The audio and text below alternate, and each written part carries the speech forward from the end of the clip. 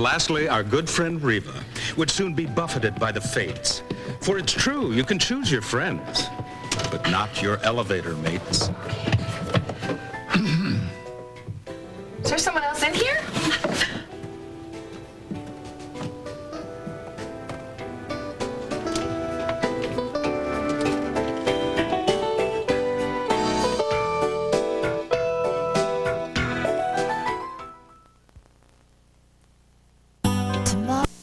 Somebody help us! Get us out of here!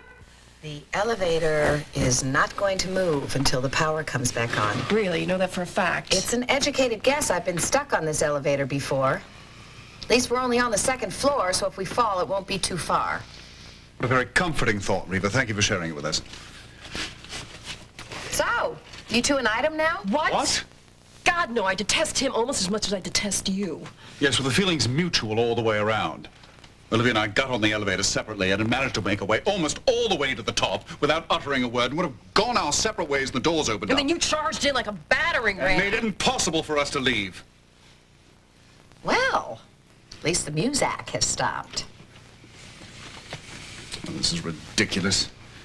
Someone has to come rescue us. Isn't an alarm supposed to sound or something? Not if the power's off. Oh, bloody hell. Work, damn it! Work! Oh, thank you, Edmund. That's a big improvement.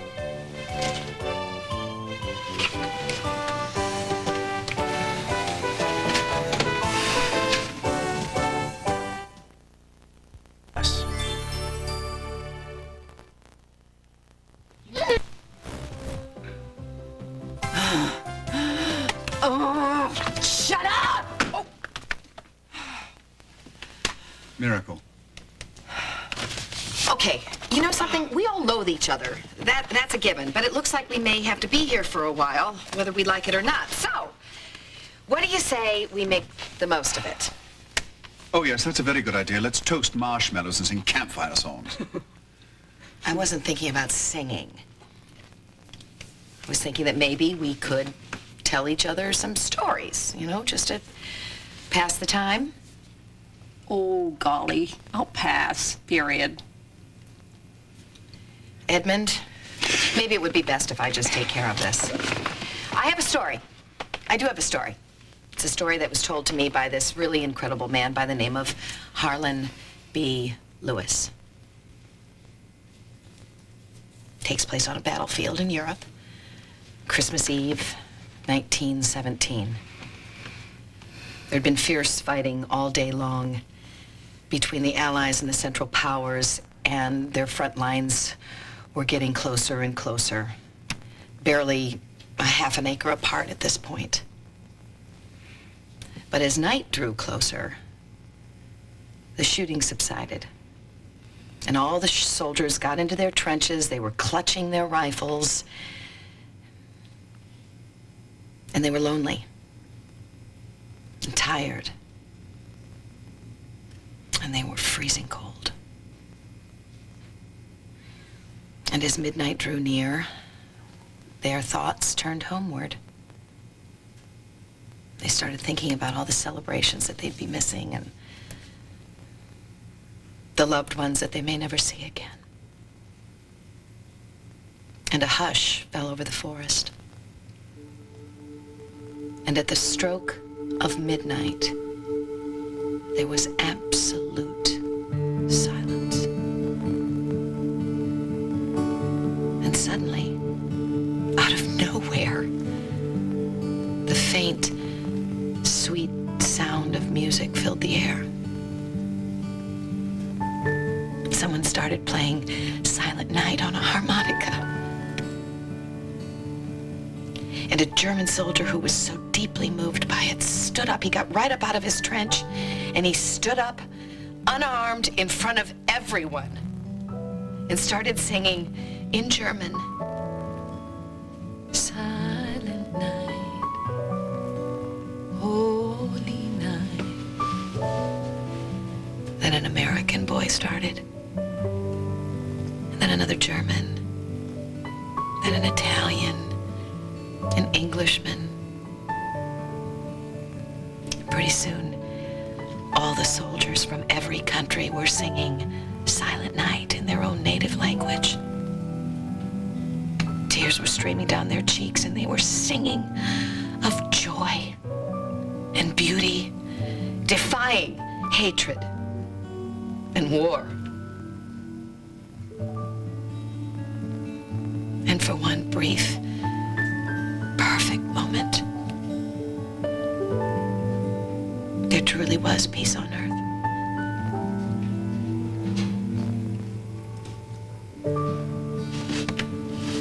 So what happened?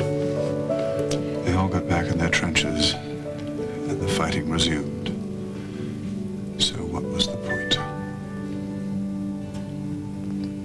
I guess that a few seconds of peace and joy are better than none.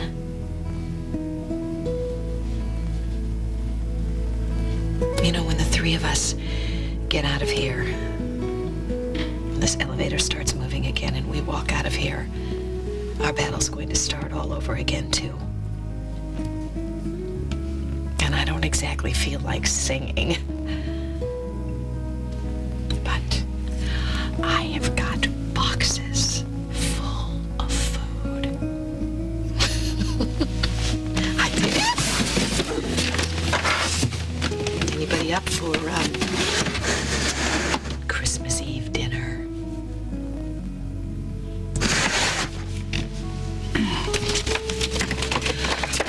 I've got champagne. I might have 3 glasses. I'll pour. And so on that stormy night, the blizzard and blackout produced a threesome formerly divided, now enjoying a Christmas truce.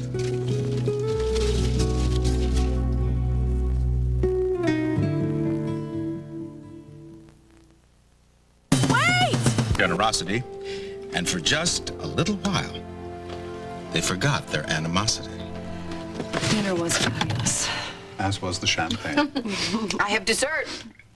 It's one of those chocolate swirly Christmas loggy things. Bouche de Noël. Have you noticed how he always does that? Correct people Yes, all the time. he does that. It's one of the drawbacks of having a superior intellect. Yeah, first-class education and a life of privilege certainly doesn't hurt. Well, that being the case, I'll take a substantial slice of the bouche. Thank you. How about you, Olivia? You want a hunk of log? Sure. What's more calories?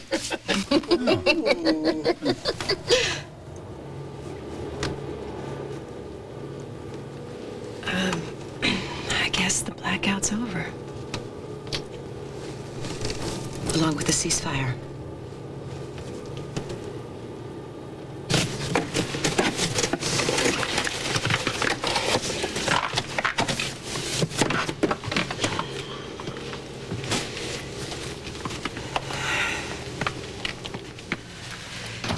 Merry Christmas.